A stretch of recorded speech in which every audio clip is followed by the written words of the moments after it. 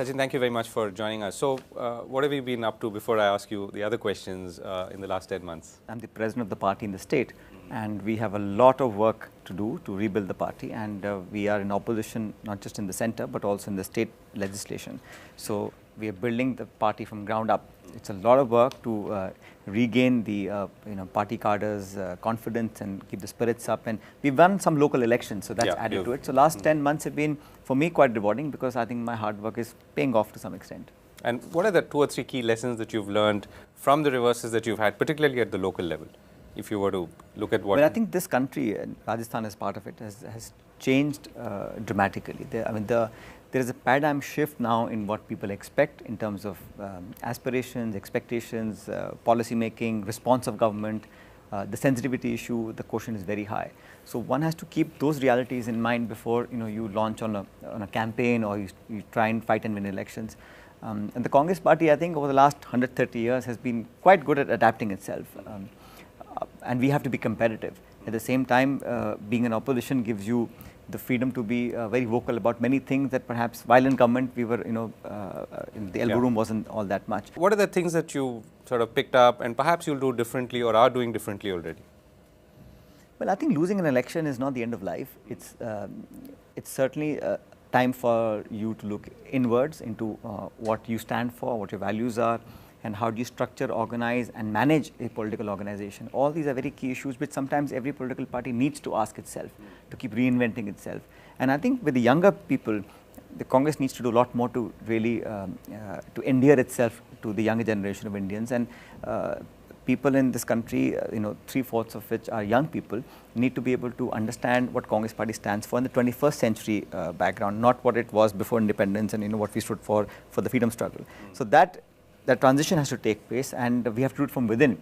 And we are doing it in Rajasthan as president of the party. I'm giving a lot of young people responsibilities, making them, make them the taskmasters and judge them on their performance, because merit and performance should be the only way to reward political activists.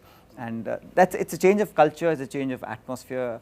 So these are things that we've tried to inculcate in the last 8 to 10 months. Let's say if I were to ask you about one thing that you're doing differently now in the region that you are present in, or in the region that you're sort of working most on, versus what you were doing earlier, what would it be? One is that now in the Congress party, and as president, we have to reach out to people.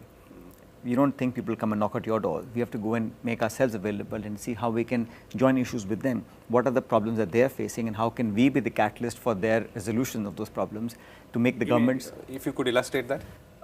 I mean, the state of Rajasthan, the crime rate is very high. There were 3,200 rapes in the last 12 months, and this is a police record. Now, it's a feeling of insecurity, women aren't feeling safe, tourism has come down because of, the rapes, etc., eve-teasing with foreigners, etc. These are issues that people don't talk about very much, but we believe that we must make the government answerable for that, because, we have a woman who's a chief minister, she was also the home minister for 7 months, and when rapes are happening and with blatant, in daylight, these things are occurring, those issues of law and order, of farmers, issues of people not being able to access basic amenities in life, how can we be their voice? Because as opposition, it's our job to ask those very important questions to the party and government. You're saying you're picking up some of these issues in far more aggressively than perhaps you would have done it in the past. I won't say aggressively, but more pragmatically. I mean, we are not making philosophical statements, we are not making big, long promises and speeches. We are certainly saying that we will make sure the government is accountable and we can be your voice to do that. But for that, you have to win their trust and credibility, and you can only do it by being with people. You can't sit in Jaipur or in Delhi and then just email people and say, well, now I'm your friend. You've got to be able to sweat and bleed with them in a time of need.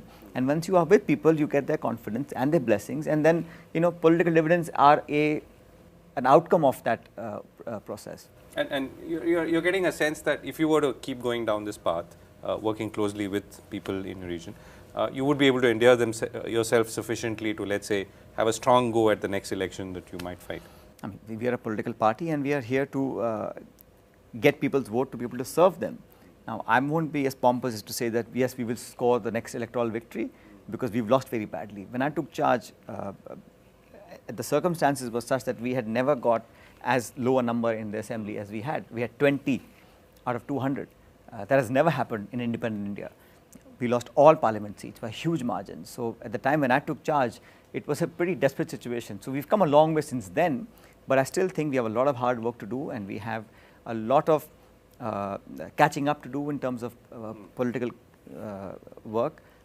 But I'm very hopeful, but I think it's a bit wrong to take things for granted and to say, well, because I'm going on this path, 4 years later, my party will be in power. It most certainly will be my endeavor to do it, but I don't think one can. But you're also sort of calibrating yourself for a long battle. I mean, which is good, I guess.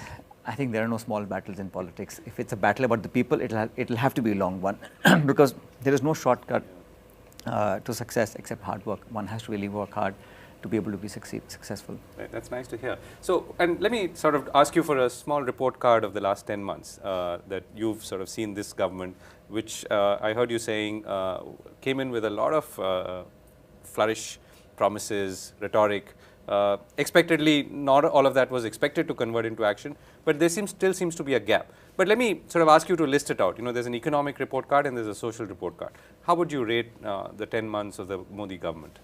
See, in terms of policy making, a lot of the announcements that we see today are not totally brand new ideas. I mean, they've been there in our government. They've perhaps been, there's more ad spend on the marketing. For example, Digital India was launched when I was minister in the IT department, and skill development program was launched by Dr. Manmohan Singh 4 or 5 years ago.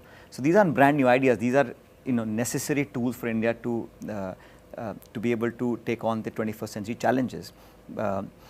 In terms of what the BJP had promised before it came to power, I mean, that's a very long list. If you look at the speeches that I've heard some of the members make, even our Prime Minister today, when he was the PM candidate, the speeches that were made about 100 days, black money, 6 lakh crores will be brought back, 15 lakh rupees in every family's account will be deposited, we will eradicate corruption. I mean, he's lucky that the oil prices have tumbled to 1/3 of what they were when we were in government, but that does not ensure the long-term longevity of policy making. I think the fiscal deficit is not what it was. Mr. Jaitley tried to do whatever best he could, but I don't think he's been successful.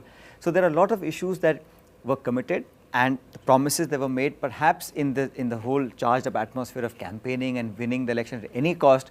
I mean, promises were made about jobs. India needs 18 million new jobs every year just to sustain the current level of unemployment. Okay. Now, Make in India is a good slogan, but Make India will happen in states. And states are run not by the BJP, that's why in the upper house in Rajya Sabha, BJP has no majority. Now these states have to be taken on board. You have to have a UP and a Bihar and a Bengal on board for Make India to really take shape. You can't do it by diktat of a policy making in Delhi. It's a great slogan and it reads very well in the Wall Street Journal, but how much of it will actually take effect on the ground remains to be seen. I'm just trying to understand. So on the scorecard, where are you? I think it's too early to give points on scorecards because 10 months is not that long a period, but the signs suggest that this government is not that interested in having a consensual approach. It's not interested in taking parliament along. It's happy to issue ordinances. It's happy to dictate with a stick as to what needs to be done.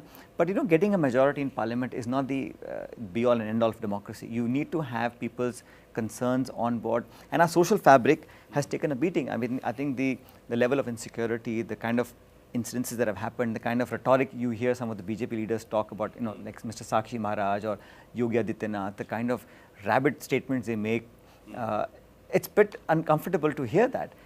And what is more disconcerting is that fact that nobody from the leadership position is actually going out and saying, no, this must stop, this is absolutely wrong. What about again, you talked about Make in India. You're allowing for the fact that this thing could take time to play out. Some of the acceleration that's happened perhaps on the skills side, on Digital India, could actually deliver some kind of dividends. I think we can have growth, but my worry is that it should not be a jobless growth.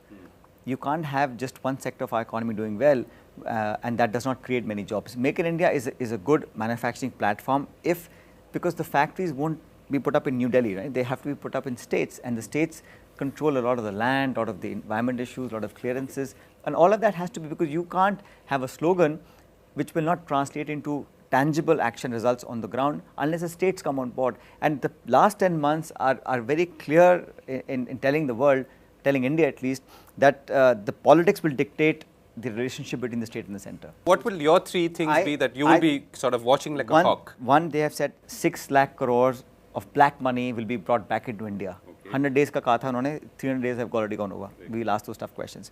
They talked about eradicating corruption from the grassroots. with the magic wand that, the 56-inch chest, that chest thumping bravado will make that corruption go away. We're waiting for that to happen.